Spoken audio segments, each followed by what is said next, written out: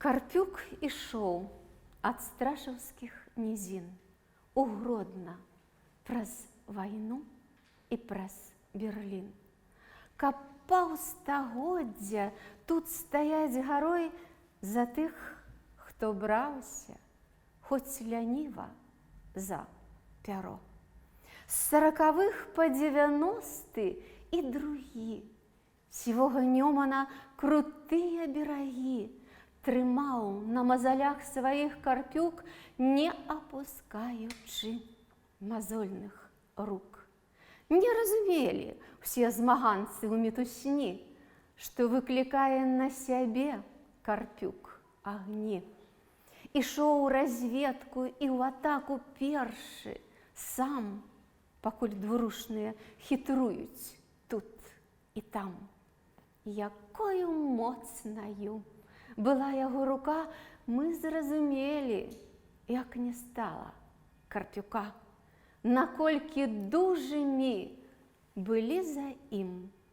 Дайшло да нас запозна і маўчы.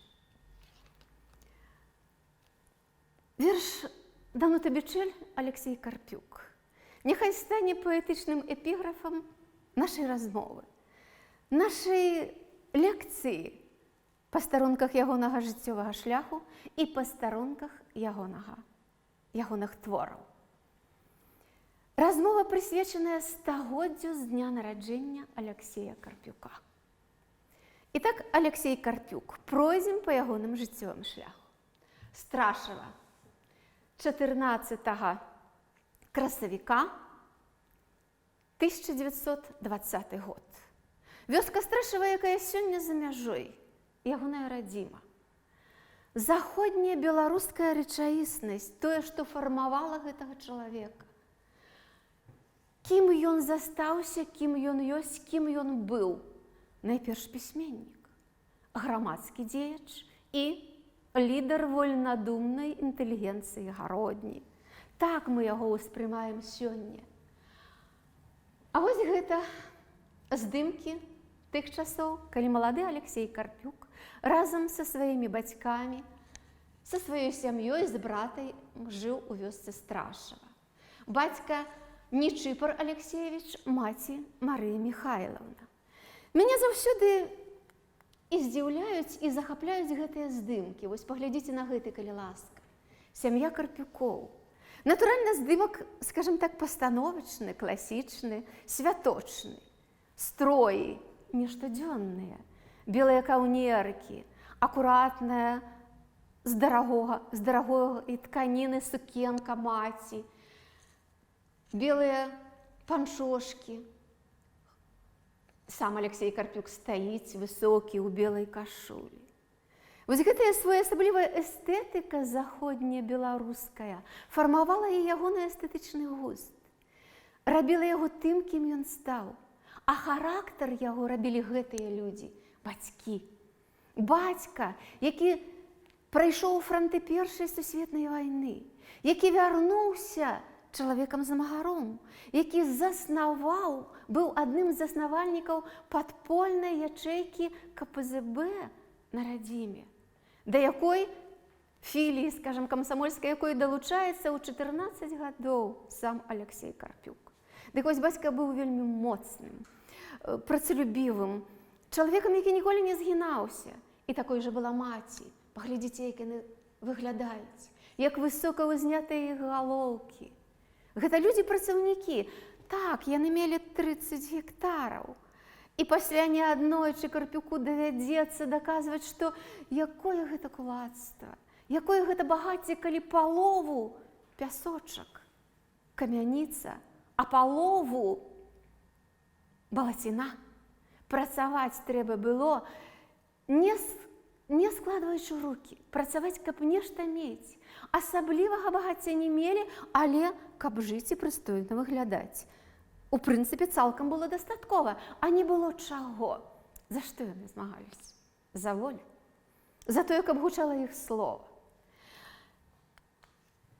Яшчэ адзін здымак, які захаваўся з той пары. Касінеры. Нашчадкі Кастуся Каліноўскага, Алексей Карпюк, другі злева. ці справа. Другі справа, калі глядзець вось так. Паглядзіце, калі ласка, на гэтыя постаці праўдзівых беларускіх волатаў. Культурысты. Гэта людзі, якія мелі магутныя целы і магутны дух. І згадайце, як апісвае свайго героя Алексей Карпюк у аповесці Данута, калі ён праплыў Вілію, выйшаў на бераг, і прыбеглі хлопчыкі тутэйшыя, захапляюцца незвычайнай сілаю ягонага цела, ягонымі мускуламі. Дужымі яны былі ўсе, і дужасць целу давала праца. Алексей хацеў вучыцца. На жаль, не засталося здымкаў таго часу, калі ён быў школьнікам. Даводзілася хадзіць ажно за 7 кіламетраў, штодня, 7 туды і 7 назад. Як ён там пачуваў сябе, якім ён быў між гэтых амаль што гарадскіх местачковых паноў, падпанкаў, як ён, хлопчык з усё ж беднай сям'і выглядаў, ён узгадае і напіша неаднойчы ў сваіх успамінах, у сваіх творах. Так, гэта было прыніжэнне. Так, гэта былі абразы, і абразы менавіта як беларуса, як чалавека, які належыць да гэтай быццам бы ніжэйшай расы, народнасці. Пратэст узнікаў у ягонай душы. І ён рос Карпюк, і росла ягоная прага волі, ягонае імкненне да таго, каб быць свабодным. І што ім свяціла? Усім ім. Гэтым рамантыкам заходняй Беларусі, лідарам КПЗБ і шараговым сябрам гэтай арганізацыі. Свяціла сонца з усходу, святло з усходу. Яны шчыра верылі, што там у Беларусі ёсць Беларусь, што там ёсць воля, ёсць праўда, што там працоўны люд, шчаслівы і вольны. І вось на гэтых мітах узгадоўваўся Алексей Карпюк. Але зрэшты, ён сам пра гэта ўсё раскажа. Раскажа у мастацка-дакументальнай аповесці «Мая Джамала Нугума», якая выйшла у 60-е гады, і ў апошняй сваёй кнізе, якую ён ужо не пабачыць, развітанне з ілюзіямі. Яшчэ ў яго жыцці была Вільня. На жаль, няма ні аднаго здымка з тых віленскіх часоў. Але паглядзіце, прыблізна вось так ён выглядаў. І зноў жа гэтыя хлопцы заходнебеларускія. Не ў крыўдну, кажучы, сённяшняй моладзі. Паглядзіце, калі ласка, як яны выглядалі. Якія акуратныя, хай не надта дарагія строі. Але як гэта было хораша. Гэтыя белыя кашулі, гальштукі, кепкі, апранутыя як на шпацыр, як на выйсце, а так яны заўсёды апраналіся ў святочныя дні. І такім акуратным, прыстойным ва ўсім Карпюк застаўся на ўсё жыццё. Дык вось, у ягоным жыцці пасля таго, як закончыў гэтую сямігодку ў гарадку, была Вільня. Не так много наших пісьменнікаў, якія пасля будуць працаваць у савецкай літаратуры, прайшлі праз Вільню. Адзінкі, каго мы можам назваць, найперш, канешне, Максіма Танка. У Карпюка цэлы год была Вільня. І яна засталася не толькі ў яго біяграфіі, яна засталася у адным з галоўных ягоных твораў, у лірычнай, рамантычнай, незвычайна прыгожай аповесці Данута. Пра гэта пазней. Там ён рыхтаваўся да паступлення ў гімназію, там ён жыў, выжываў, там ён і павучыцца крыху ў гімназіі паспеў таксама. Вільня дала яму вельмі многа, дала яму адчуванне жыцця ў еўрапейскім месце. Тут мацнеў ягоны дух беларуса. Тут он неаднойчы трапляў і зноў жа ў гэтыя спрэчкі, а нават і бойкі з тымі, хто лічыў беларусаў ніжэйшымі. 39-й год перарывае навуку ў Вільні. Алексей Карпюк трапляе ў Новагарадак. Пачынаецца новае жыццё. Падрабязна раскажа ён пра гэта у развітанні з ілюзіямі. Раскажа упершыню праўдзіва пра тыя жахі, у якія акунулася заходнебеларускае грамадства з прыходам новай, так чаканай, а нашай жа працоўнай, савецкай, камуністычнай улады. І гэта было незразумела. Незразумела, чаму так, чаму ўсё тое нізкае, подлае, гадкае, чаму яно выйшла наверх, чаму тыя, хто заўсёды былі непаважанымі, нешанаванымі у грамадстве, дасягнулі пасадаў, пачалі кіраваць. Чаму пачалі знікаць людзі, чаму пачаліся забойствы тых, каго называлі панамі, а часам дыскрэдытуючы гэтае слово, гэтае паняцце. Часам гэта былі звычайныя людзі. Вось паляк. Ён ажаніўся са звычайнай вясковай жанчынай. І прыходзяць і проста яго забіваюць, таму што ён пан. Алексей Карпюк гэтым усім абураўся. Але ён бачыў і іншае. Ён бачыў тое, што ёсць мажлівасць вучыцца. Што было страшна для нашых заходнебеларускіх маладых людзей. Гэта амаль недаступная адукацыя. Гэта страшэнна высокія кошты на тое, каб атрымаць адукацыю. А тут бясплатная адукацыя. І Алексей Карпюк трапляе ў Наваградскую педвучэльню. Нават некаторыя рэчы такія смешныя, як сёння нам падаецца. А тады яму смешна не было. А тады яму было крыўдна. Ён, як многія, хто меў голас, моцны голас, выхаваны вясковымі адлегласцямі, вясковай культурай, вельмі любіў спяваць. І на перапынках паміж лекцыямі, як гэта ён рабіў заўсёды, ён выходзіў на калідор і пачынаў спяваць. А што спяваць? Люблю наш край, старонку гэту, ад веку мы спалі. І вось яго выклікае тагачаснае кіраўніцтва. І робяць яму не то, што за ўвагу, а пагражаюць вельмі жорстка. Што ты сабе дазваляеш?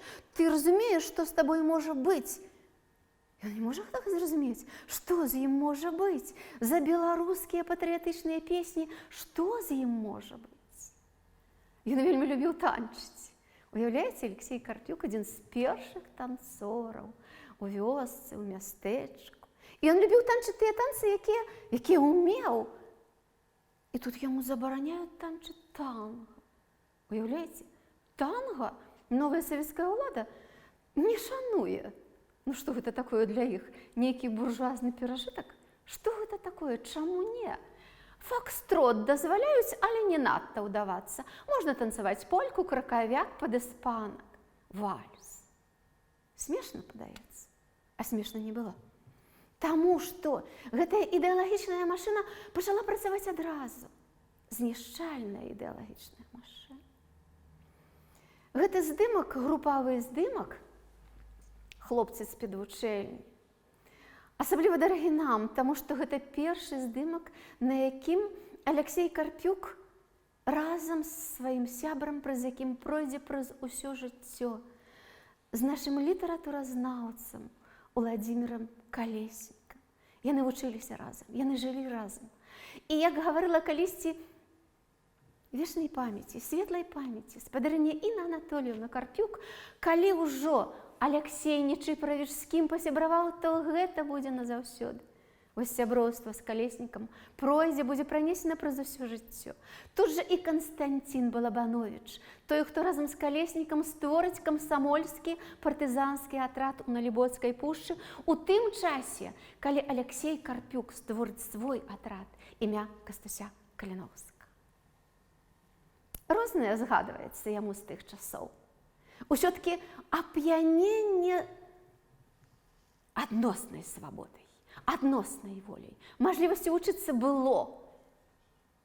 І зразумела, што калі ўсё гэта заканчваецца, калі пачынаецца вайна, а Алексей Карпюк якраз застаў, вайна яго застала ў педвучэльні, усе мусілі неяк самі даваць сабе рады. Што зрабіў Карпюк? Ну, зразумела, што? Абараняць савецкую краіну, ісці у войска, і ён ідзе ў ваенкамат і патрабуе, каб яго направілі на фронт. А што той ваенкамат? Яму хутчэй дзесьці, простым словам скажам, уцячы, кінуўшы ўсё. Яны гэта і рабілі. Вось гэтае кіраўніцтва, якое было ў Наваградку ўсюды, эвакуацыя найперш для сябе. Ад яго проста адмахнуліся. Хто цябе тут будзе мабілізаваць? І ён застаецца, а яму ж так далёка дадому. І ён адзін ідзе насустрач вайны, сам, самотны, адзінокі, рызыкуючы на кожным кроку, дабіраецца да сваёй вёскі. І ў гады вайны ён не будзе сядзець, склаўшы рукі. Ён увесь час удзельнічае ў нейкіх падпольных справах, яшчэ нават не будучы ў партызанскім атрадзе. І зразумела, што трапляе у рукі фашыстаў. Страшныя часы. Страшныя, жорсткія, знішчальныя гады праводзіць Алексей Карпюк у канцэнтрацыйным лагеры ў Штутгафе. Ён быў арыштаваны разам са сваім братам Владзімірам. Што гэта за лагер? Сёння мы добра ведаем. Ёсць дакументальны фільм, вось некаторыя здымкі пра гэта. Ёсць дакументальны фільм, ёсць запісы тых, хто наведвае гэты лагер. Гэта быў лагер, дзе людзі знішчаліся, дзе людзі не павінны былі выжыць. І уцячы адтуль было немажліва. Адтуль не ўцякалі. Некалькі адзінкаў за ўвесь час існавання лагера уцяклі, здолелі зрабіць гэты пабег, уцёкі, і сярод іх наш Алексей Карпюк. Як гэта адбылося? Як яму гэта ўдалося? Ён асабліва падрабязна не апісвае, але засталося сведчанне ягонага брата Уладзіміра. Таму што Уладзіміру за уцёк брата дасталося так страшна, так жорстка. Так много ён перанёс болю, пакутаў, але выжыў. І мне падаецца, што ён выжыў таму, што ўвесь час страціў прытомнасць. Столькі удараў, а 100 удараў, калі уцёк нехта з сваякоў, назначалася таму, хто застаўся. Што яго яшчэ выратавала? Калі ён ужо ляжаў і прыйшоў да сябе, у хуткім часе яму перадалі ліст ад Алексея, дзе ён піша, што ён ужо дабраўся да хаты. Вось гэтая радасць ад таго, што не дарэмныя ягоныя пакуты. Ну і, канешне, моцная сіла цела і моцная сіла духу дапамаглі гэтаму хлопцу таксама выжыць. Калі Алексей Карпюк вяртаецца, дома ён не можа заставацца, таму што ён жа асуджаны. Ён адразу ізноў трапіць у рукі тых, адкуль уцёк. І ён шукае партызанаў. І вось тут што? Не каб сустрэць яго як героя, які за барацьбу з фашыстамі трапіў у канцэнтрацыйны лагер. Яго пачынаюць дапытваць. Вось гэтая страшная махіна. Гэтыя людзі-нелюдзі. Людзі-нелюдзі, якія існавалі ўсюды. У кожным партызанскім атрадзе асабісты іх так называлі. Пачынаюць дапытваць, як ты, не як ты ўцёк, як табе ўдалося. Ты не мог уцячы. Адназначна так сцвярджалася. А пачынаюць дапытваць, прызнавайся. Прызнавайся, цябе завербавалі. Цябе завербавалі дзеля таго, каб ты трапіў у партызанскі атрад і тут далей служыў фашыст. Што ён можа на гэта сказаць? Як ён можа апраўдацца? Яму не верыць. Яму не верыць, і ён уцякае з гэтага партызанскага атрада. Уяўляеце? Карпюк мусіць уцякаць, бо ён разумее, што можа нават у яшчэ горшую пастку трапіў. Што тут доўга слухаць яго не будуць. Што тут ён не выжыве, гэтак бы які не выжыў там, у Штутгаце. Ён уцякае, і ісці яму няма куды, ён ізноў трапляе ў партызанскі атрад. Але партызаны былі рознымі. Рознымі былі і партызанскія камандзіры. Гэта быў зусім іншы чалавек. Ён на слове паверыў Алексею Карпюку. паверыў, падтрымаў яго, і Карпюк стаў партызанам. Пазней ён сам узначаліць партызанскі атрад. Пушчанская Адыссея. Пра гэта ён раскажа, пра свае партызанскія будні, барацьбу ён раскажа ў гэтай мастацка-дакументальнай аповесці. І недарэмна атрад імя Кастуся Каліноўскага. Калі ўсе вакол былі якімі атрадамі? Атрадамі Шорса, Чапаева, савецкімі героямі, іх імёнамі называлі атрады, то Алексей Карпюк героем абраў менавіта яго, нашага Кастуся Каліноўскага. Закончылася вайна. Алексей Карпюк, як камандзір партызанскага атрада, мае мажлівасць не ісці на фронт, мае мажлівасць працаваць тут, у тыле. І ён пачынае працаваць у гародні. Але ідзе вайна, гінуць людзі. Абавязкова знойдзецца нехта, хто падштурхне да таго рашэння, якое ўвесь час у ім спела. Яму сказалі, ну што, адседжваешся ў тыле, нехта кроў пралівае, а ты тут. І Карпюк кідае гэтую тылавую працу і ідзе на фронт. Пройдзе праз усю Еўропу, трапіць у самыя страшныя бітвы і дойдзе да Берліна. Некалькі здымкаў засталося з тых часоў. Вось здымак літаральна можа, нават у той самы дзень, калі Карпюк быў паранены. Ёсць яшчэ здымак, дзе ён іграе на гумным гармоніку. Вось гэты здымак. Літаральна за тыдзень да канца вайны, за тыдзень да перамогі Карпюк быў паранены. І паранены страшэнна. Як ён выжыў, і зноў жа моцны арганізм, палавіну лёгкага страціў. У ягоны гэты бок увесь быў у шнарах, у ранах. І пасля былі некалькі месяцаў у шпіталі. Вось фотаздымак, дзе ён разам са сваімі сябрамі ў шпіталі. Выжыў, выратаваўся, вылікавалі яго лекары. Пасля гэтага Карпюк вяртаецца ў гародню. І вось тут пачынаецца ягонае навучанне ў Гродзенскім педагагічным інстытуце. З 45-го года ён тут навучаецца. Хтосьці закінуў Карпюку: а што ж гэта ты, такі патрыёт беларускі, а паступіў на аддзяленне замежнай мовы, вывучаў нямецкую мову? На тое ён адказаў: а я ганаруся і тым, што і на аддзяленні замежнай мовы застаўся патрыётам. І там патрыёты таксама заставаліся.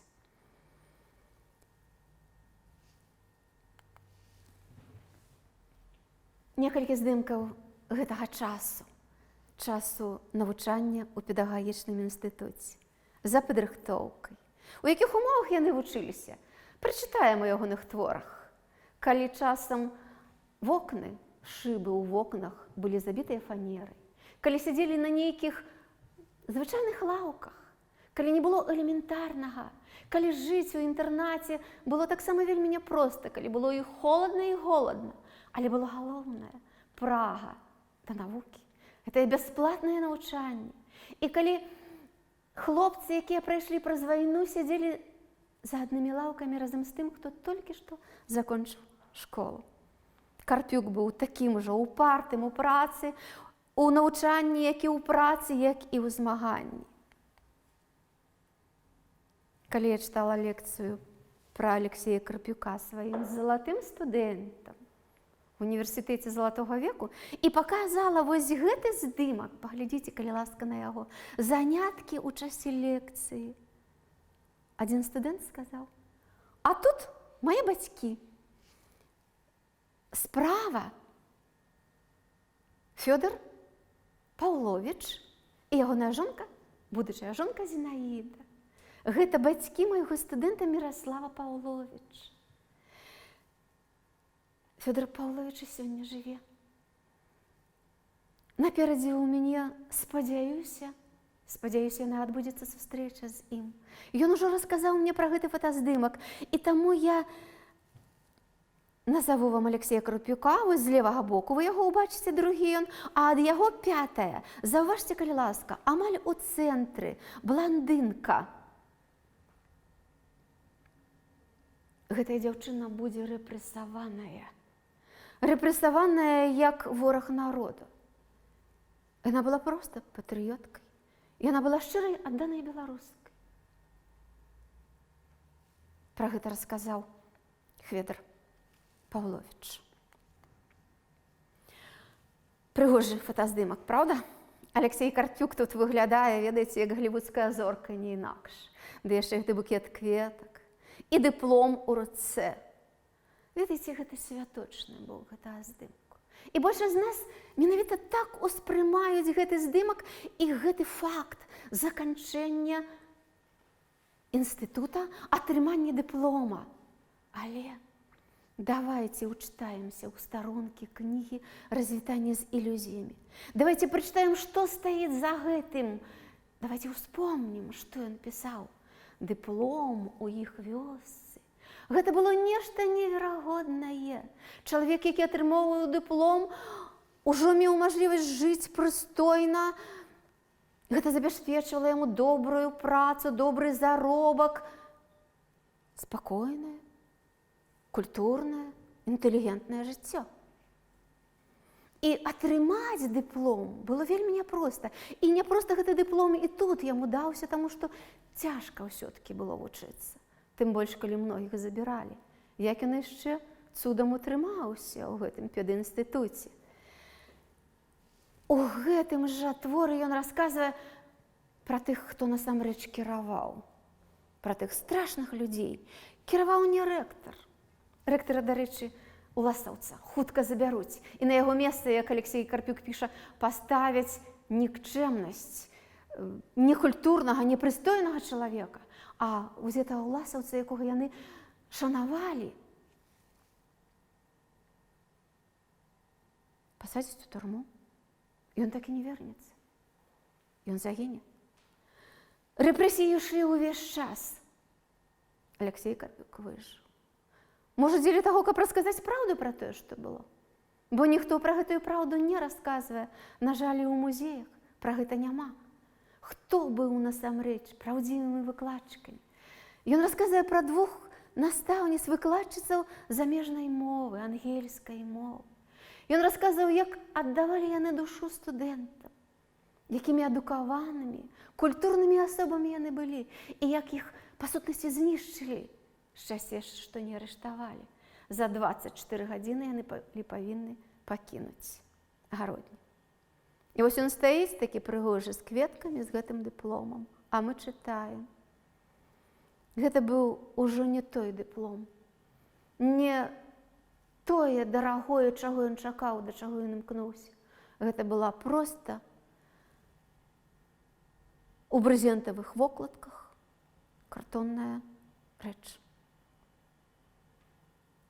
Так ён напісаў пасля таго, калі пабыў у аблвыканкаме, калі атрымаў размеркаванне на працу.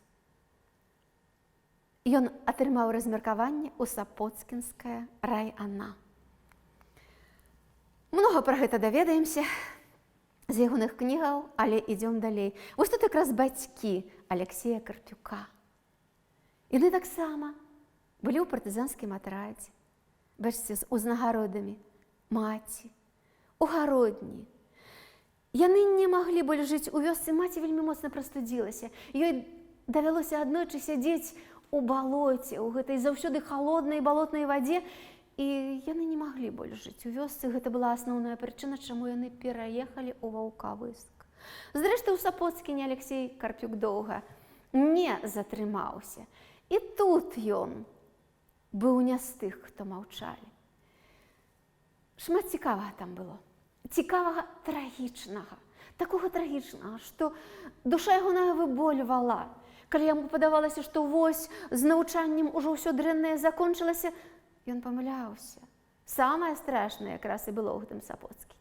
Таму што І ён не столькі кіраваў адукацыяй, столькі павінен быў знаходзіцца на пярэднім плане барацьбы з кім? З тымі, хто не былі ворагамі, з тымі, хто не былі кулакамі. Ён павінен быў арганізоўваць калгасы. А ён жа разумеў, што гэта такое. Ён ужо тады зразумеў, што гэта такое. І яго таксама доўга не трымалі. Толькі год ён адпрацаваў на гэтай пасадзе, таму што не тым быў чалавекам, хто схіляў галаву. І ён і тут гаварыў праўду. Цікавая ягоная сустрэча з Цанавам, якая адбылася ў Сапоцкіна. Прачытаеце пра гэта. З гумарам ён піша, але за гэтым гумарам трагедыя. Трагедыя, таму што страшныя рэпрэсіі якраз і пачынаюцца ў гэтым краі пасля таго, як сюды прыязджаў дыкат беларускага народа. Так мы яго павінны сёння называць бы такім ён быў. Алексей Карпюк трапляе на Ваўкавышчыну. Ваўкавыскі раён. Працуе дырэктарам школы. Не толькі працуе, ізноў жа розныя грамадскія працы, ізноў жа будаўніцтва школы, таму што школа была старой. Вось некалькі здымкаў, паглядзіце, якія калектывы настаўнікаў. І ў цэнтры гэты прыгожы малады дырэктар. Вось такой была школа, і так яна выглядае сёння. Сённяшняя школа гэта тая, якую пабудаваў Алексей Карпюк. Пасля таго, як ён адпрацаваў некалькі гадоў у Ваўкавыскім раёне, Алексей Карпюк вяртаецца ў гародню. І гэта ўжо назаўсёды. Тут і пражыве ўсё сваё сталае жыццё. Алексей Карпюк і ягоныя сябры-пісьменнікі. Толькі глянем, таму што гэта вялікая, асобная тэма, не маем мажлівасці пра гэта гаварыць. Алексей Карпюк з Міхасём Васільком, Алексей Карпюк і Васіль Быкаў. Якая ж цудоўная старонка. Перачытайце «Доўгая дарога дадому» Васіля Быкава. Ніхто з такім гумарам, з такой любоўю і менавіта з гумарам пра Карпюка не напісаў, як зрабіў тое Васіль Владзімірович. Вось яны, нашы прыгожыя, высокія у Менску. Алексей Карпюк і Янка Брыль. Асобная тэма. Таму што менавіта дзякуючы Брылю Алексей Карпюк стаў пісьменнікам. Уладзімір Калеснік іх пазнаёміў. І пасля гэтага Карпюк пачаў пісаць. І менавіта Брыль дапамог яму зрабіць першую публікацыю яго першай аповесці ў адным інстытуце. Алексей Карпюк і Макаёнак. Алексей Карпюк з Андрэем Макаёнкам. Гэты здымак не магла вам мне паказаць чаму. Таму што гэта ў той дзень, калі адбыўся 5-ты з'езд Саюза беларускіх пісьменнікаў. Якое слова ён сказаў на гэтым з'ездзе. Якую праўду ён выдаў там, дзе ніхто гэтай праўды сказаць не мог. Што ён ім сказаў? Ім, прэзідыум, у цэнтры машэраў. Побач з ім, канешне, ось гэтыя з Масквы, як жа без іх, кіраўніцтва Саюза пісьменнікаў. І Быкаў там сядзіць. І ён усё гаворыць пра тое, як здзекуюцца з Быкава, як не друкуюць ягонага твораў, як здзекуюцца з яго, з Карпюка. І ён не скардзіцца. Ён шукае праўду. Ён гаворыць пра тыя недахопы, якія тут ёсць. Прачытайце ягонае слова на 5-тым з'ездзе. І ён гаворыць пра тое, што учора выступаў Андрэй Макаёнак, і ён таксама сказаў праўду. І ўжо на здымку яны побач, тыя, хто на гэтым з'ездзе сказалі праўду. Але так, як сказаў яе ў 66-м годзе Алексей Карпюк, хіба што ніхто з такіх трыбунаў яшчэ не гаварыў. І пачнецца тое, што будзе трагедыя, будзе трагічным у ягоным жыцці. І ўсё ж самым блізкім сябрам быў Уладзімір Калеснік. Паўтарыўся, той ж, вось, яны побач на абароне доктарскай дысертацыі Фёдора Янкоўскага, іх настаўніка. Калеснік робіць здымак побач з Інай Анатольевнай, ягоная жонка. І зноў жа побач з Калеснікам. І, канешне, Ларыса Янеш. Ці ведаеце вы, хто знайшоў Ларысу Євгенійовну? Яна знайшла сябе так. Такое не магло прапасці, такое не магло знікнуць. Але знайшлася б значна пазней. Менавіта ён, Алексей Карпюк, яе знайшоў. Хто яму падсказаў? Як ён даведаўся, мы не ведаем. Але мы ведаем, што менавіта дзякуючы яму пра яе даведаўся Максім Танк. Алексей Карпюк піша ліст Максіму Танку пра тое, што жыве там Ларыса Євгенійовна са сваім мужам, піша, якія яны людзі, якія яны інтэлігенты, якая яна паэтка, якая яна выхаваная, культурная, як яна ведае беларускую літаратуру, слова ведае не тое, як у іх увесь пакой застаўлены кнігамі. І трэба яе друкаваць, і трэба ёй дапамагчы. І Максім Танк зробіць усё, каб пра гэтае імя даведаліся. Ларысу Євгенійовну вярнуў з нябыту менавіта Алексей Карпюк. Калі я перачытваю гэты ліст, мне заўсёды крышку смешна становіцца ад таго, як ён вызначае яе ўзрост. Гадоў на 15 маладзейшая, чым насамрэч. Ну, уявіце, як гэта можна вызначыць, што 15, чаму не 10, чаму не 20? Гэты здымак, дарэчы, самы дарагі з усіх здымкаў градзенскіх пісьменнікаў. Вось яны, самыя таленавітыя, самыя прыгожыя, гонар нашай градзеншчыны. І сярод іх ён, Алексей Нечыпарович Карпюк. І бясконцыя сходы, з'езды, і што толькі ён не арганізоўваў, менавіта ён адкрыў Дануту Бічэль. Ну, што значыць адкрыў? Дапамог ёй стаць паэткаў. Ён узяў яе рукапісы і сам набраў на друкарцы вершы. Дзе такое было, каб кіраўнік філіі абласной такое зрабіў? Ён, дзякуючы яму, кніга «Дзявочае сэрца» Дануты Бічэль выйшла. Яна піша пра яго ўспаміны, напісала пра яго ўспаміны вельмі цікавыя. Чытайце, калі ласка, Данута Бічэль. Вы паглядзіце, як цёпла, як хораша піша яна пра свайго настаўніка, пра мудрага, моцнага чалавека.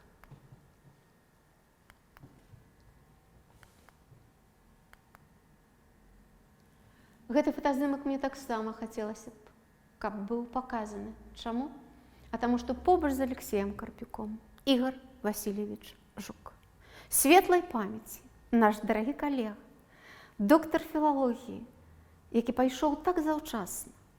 Чалавек, якому у нашым літаратуразнаўстве градзенскім роўных няма, хіба што Алексей Михайлович Пяткевіч. Вось ягоная праца, ягоныя выступы. Вельмі многа робіць Алексей Карпюк. 1969 год. Ужо з сярэдзіны 60-х, фактычна адразу, пасля таго, як ён пачаў актыўна дзейнічаць, за Карпюком сочыць. Карпюку няўтульна. Ён разумее, што кожнае ягонае слова дзесьці пераказваецца. Ён не жыве ў сваёй вольнай краіне. Але ён не збіраецца быць нявольнікам. І ўрэшце 69 год пачынаецца пік праўдзівай траўлі іх беларускіх пісьменнікаў, інтэлігентаў. Алексей Карпюк, Васіль Быкаў, Барыс Клейн. Асабліва супраць гэтай тройкі. Вось гэтая тройка ў нас у злавесным сэнсе, а тут мы гаворым з гонарам. І, скажам так, троіца наша гарадзенская. Што пачалося? Сёння нам ужо вядомы ліст Андропава, у якім ён фактычна прыказвае, заклікае разабрацца з гэтымі людзьмі. І пачалося. І пачалося такое, што Карпюк ледзьве выжыў на свабодзе, на волі. Пачалося такое, пра што Васіль Быкаў з гумарам, праўда, з гумарам вельмі суровым, быкаўскім, сказаў такое: ну што ж, Алексей, сядзеў ты за палякамі, сядзеў ты за немцамі, а цяпер пасядзіш у нашай турме. Яго чакала турма. За што? А вось за гэтую праўду.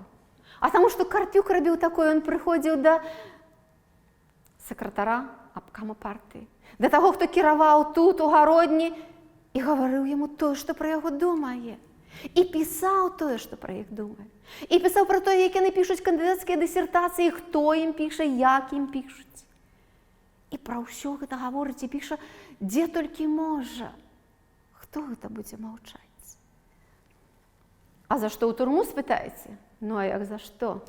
А за тое самае, за што калісьці яго дапытвалі там асабісты у партызанскім атрадзе. А ён жа, аказваецца, як яны лічаць, быў завербаваны ўсё ж фашыстамі, бо яны ж паехалі туды і знайшлі там паперу, у якой Карпюк тройчы, па якой Карпюк, як аказваецца, тройчы атрымаваў па 20 нямецкіх марак. Просто так марак не даюць. І подпіс яго стаіць. І паказваюць яму, так, гэта мой подпіс. А ўспомніць не можа, адкуль гэта, як гэта было. І далей цягнецца гэты цэлы шлейф. І пра тое, што з кулацкага роду. І пра тое, што партызанскім атрадзе ён не ваяваў, а выконваў іх заданне ворагаў. І нават што за атрад там быў, ён нават не можа пацвердзіць, што ён стварыў гэты атрад і як ён змагаўся, а на слова яму не вераць. Сябра з Польшчы выратаваў яго. І Ларыса Геніеш. Ларысу Геніеш якраз выпусцілі, сына ў Польшчу. І яна, вяртаючыся, прывезла гэты дакумент. Гэта была папросту махінацыя. Гэтыя людзі заўсёды былі не толькі з бруднымі душамі, яны былі з бруднымі рукамі. Яны гатовы былі дзеля сваёй ганебнай мэты зрабіць і такое. Аказваецца, гэта былі грошы, якія Аляксею перасылалі бацькі. Грошы можна было перасылаць. І трэба было распісацца, што атрымаў. Праўда, грошы гэтыя яму не выдалі. Яшчэ б у канцлагеры выдавалі грошы адсюль з гэтага краю, можа, адкуль-небудзь, з якіх еўрапейскіх краінаў выдавалі, яму не выдалі, таму ён і не памятаў.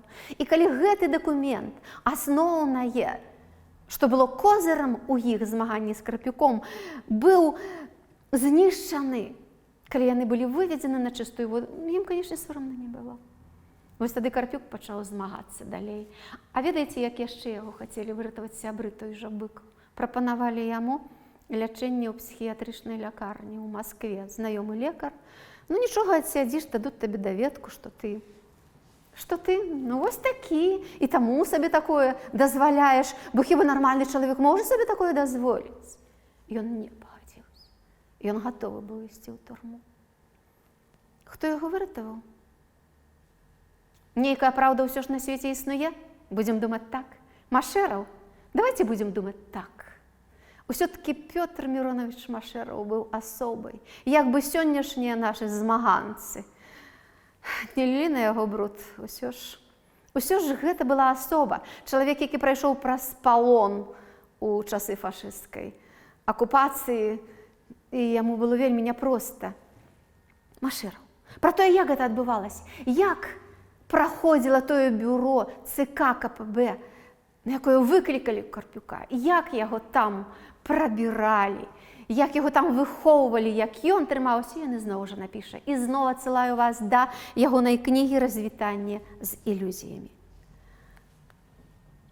Што Карпюк зрабіў для Гародні? Да вельмі многа. Вось усё, што паказваю.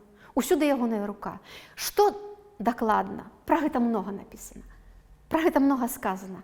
І таму чытайце. Чытайце пра яго, чытайце яго. Музей Максіма Богдановича, непасрэдна ён, шкатулка, пудэлак Марыі Апанасаўны, які ён прывез з Ярослаўля. Музей гісторыі рэлігіі. У тым часе музей рэлігіі атэізму. Ён заснавальнік, ён дырэктар. Дырэктар музея на сходках. Сярод ветэранаў, апошнія ягоныя. Праз 20 гадоў пачалося тое, што было ў канцы 60-х, у 89-м, і зноў тая ж траўля. А ўжо ж быццам бы свабода, быццам бы галоснасць, перабудова. І зноў тое ж самае. Гэты часопіс, нават часопісам яго нельга назваць. Палітычны сабеседнік, і зноў тыя ж самыя абвінавачванні. І нашы хлопцы, нашы журналісты выходзяць, каб ратаваць Карпюка. Карпюк — наша сумленне. хлопцы, якіх сёння ўжо няма, Зміцер Кісель і Васіль Бязмен.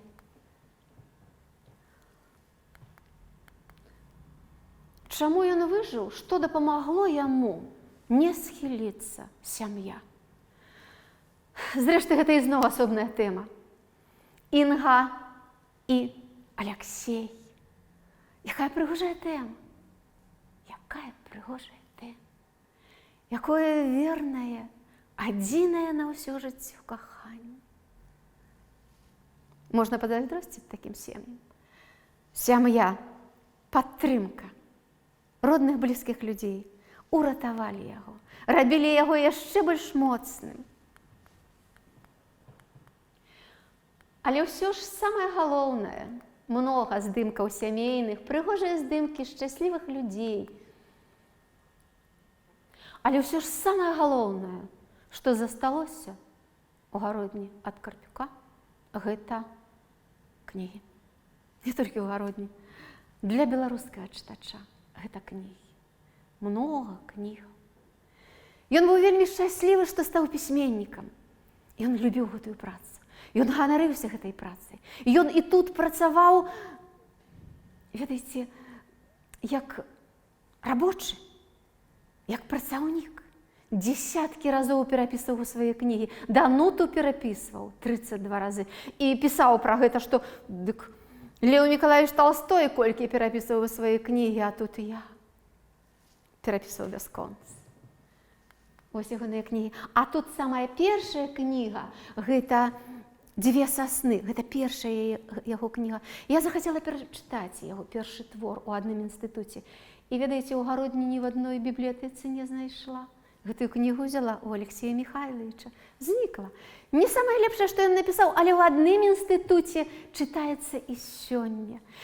Трэба чытаць аповесць у адным інстытуце, першы яго твор, і побач мець на ўвазе, памятаць развітанне з ілюзіямі і маяжа малонгма. І параўноўваць тое і тое, што ён напісаў пазней. Тую жорсткую страшную праўду і воблік Косці Грушэўскага, таго романтычнага хлопца, які быў напісаны з яго, з самога аўтара, з Алексея Карпюка. Вяршыні Алексея Карпюка, ягоныя кніжныя вяршыні, ягоныя літаратурныя вяршыні. Па-першае, гэта Данута.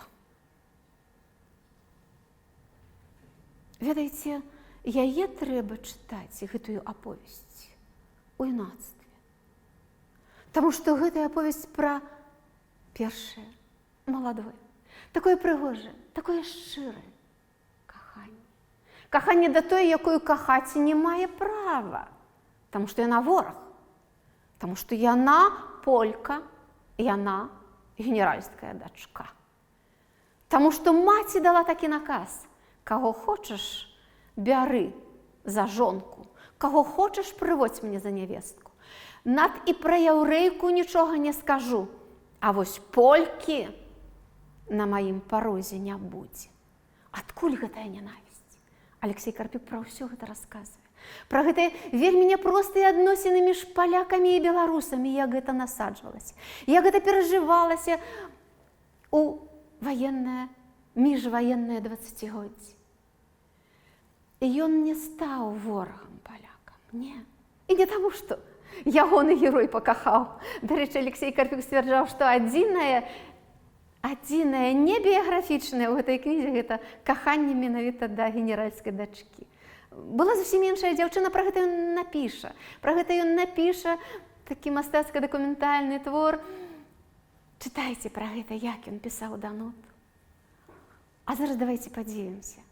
З чаго? З таго, як аўтар яшчэ адной вяршыні Вершалінскага раю, дзе ён паказаў такую грубую, такую жорсткую заходнебеларускую рэчаіснасць, вёску заходнебеларускую, якая гатова была упасці да ног любога, хто ўмеў трымаць. Ну, тут не горшы, канешне, варыянт, але ўсё ж, як у такога пісьменніка узнік такі лірычны, такі романтычны, такі прыгожы твор пра каханне. І, ведаеце, тут, па-першае, згадаем тую ж аповесць у адным інстытуце, Але яшчэ гэта ў ім таксама было. У ім мужным, мудрым, смелым, у ім, які змагаўся бясконца, які перамагаў, у гэтым чалавеку была душа светлага, прыгожага, шчырага, добрага, мяккага чалавека. Недарэмна ж Ігор Васильевич параўноўвае яго з нашым Дон Кіхотам, які ўсё жыццё змагаўся з мельніцамі. І ці перамагалі яны яго? Скажа мне.